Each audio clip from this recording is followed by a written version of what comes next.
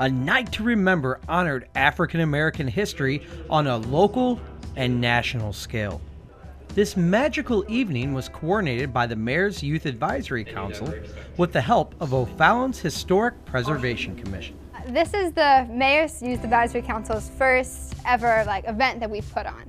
So it really means a lot to us that we put our foot in the door in a good light and really make sure that we're becoming active members in our community and that we're not just passive and learning about our government, but we're actually becoming very involved in our government and our city.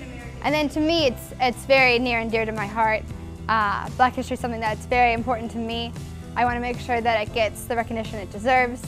These kids are sharp at the Youth Council. They came to myself and they came to Sheldon Hartsfield and said, you know, we need some help. And, could you get involved a little bit? And we said, oh my gosh, yes. So the O'Fallon Historical Preservation Commission got involved, and actually the Historical Society helped us too, getting involved with photos. O'Fallon's Municipal Center gym was covered with blown-up photos of O'Fallon's African American past. As people glanced at the pictures, they could get a good idea of O'Fallon's forgotten past. Once the lights were turned down, the evening kicked off with an overview of the history of African Americans in O'Fallon. Emancipation during the Civil War ended slavery once and for all, but scores of now freed slaves wandered the region looking for work, usually not finding it unless they had a marketable skill.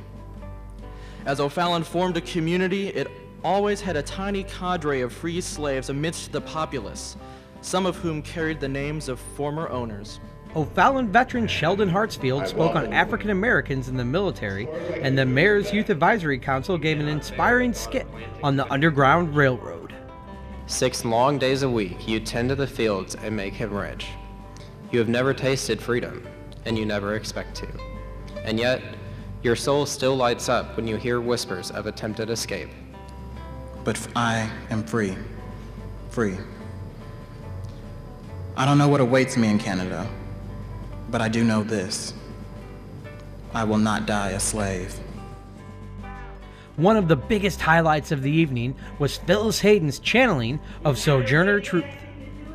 Well, the little man over there in black say, women can't have as much rights as man because Christ weren't no woman. Well, where'd your Christ come from? Where did your Christ come from? From God who created him and woman who bore him. Man had nothing to do with it. The evening also featured a presentation on the Sage Chapel Cemetery. Sage Chapel Cemetery is now the most apparent relic of an age lost in time. The cemetery is the only African American cemetery here in O'Fallon. So, in the 1880s, the Sage Chapel Cemetery land was purchased over a 3-year period for $130. The African Americans of O'Fallon now had a cemetery of their own for burial of their loved ones. Amazing Grace echoed throughout the gym as the Fort Zumwalt South Chamber Choir concluded the ceremony. A Night to Remember was a touching tribute to African American history and made an impact on many people along the way. It's hard to explain because if I could put it into words, I wouldn't know how because it's so special to me. Growing up in this community back in the 50s and 60s wasn't like it is now. I can see where there has been a tremendous change. And this night to me means an awful lot. And I'm so very proud to be a part of it. And I really want to thank the children, the young people, the Mayor's Council. I love these kids. These kids are excellent.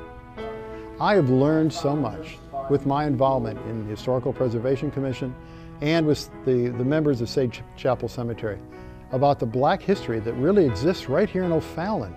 I think I could probably, if you give me 10 hours, I could talk to you about the black history of O'Fallon, all the way from the hill where the black residents lived, to the black school, to the people who were the Cora and Simon White, and the Haydens and Billy Hayden, and on and on and on. These are amazing people, and I think people need to hear about them. They're wonderful people. They went through tough times, and we need to bring them back to life so we can let people know what O'Fallon was like.